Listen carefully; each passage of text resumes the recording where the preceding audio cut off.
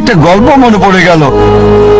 একসময় একজন ফেরেশতা এসে এক লোককে বলল, আমি তোমার উপর খুশি, তুমি যা চাইবে আমি তোমাকে তাই দেব, তবে একটা শর্ত, যা তুমি চাইবে আমি তোমাকে সব দেব, তবে তোমার প্রতিবেশীকে দেব তার দ্বিগুণ। লোকটা বলল, একটা রোলেক্স ঘড়ি আমার চাই। ফেরেশতা তাকে রোলেক্স ঘড়ি দিয়ে দিল। প্রতিবেশী দুটো রোলেক্স ঘড়ি পেল। লোকটি বলল, একটা মার্সিডিজ গাড়ি আমার চাই। ফেরেশতা তাকে মার্সিডিজ গাড়ি দিল। প্রতিবেশীকে দুটো মার্সিডিজ দিল। লোকটি বলল, একটা সুন্দর বড় বাংলো চাই। ফেরেশতা তাকে সুন্দর বড় বাংলো দিল। তার প্রতিবেশীকে দেওয়া হলো দুটো সুন্দর বড় বাংলো।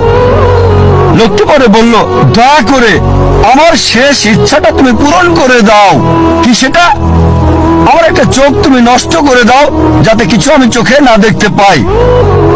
চিন্তা করেন, সে তার নিজের চেয়ে প্রতিবেশীকে নিয়ে বেশি ব্যস্ত। তার জীবন সহজ কিন্তু জটিল সেটা ভাবছে না সে। প্রাচুর্য কি দারিদ্রতা যাই থাকুক, সে বেশি চিন্তিত তার প্রতিবেশীর চেয়ে ভালো জীবন যাপন করা নিয়ে।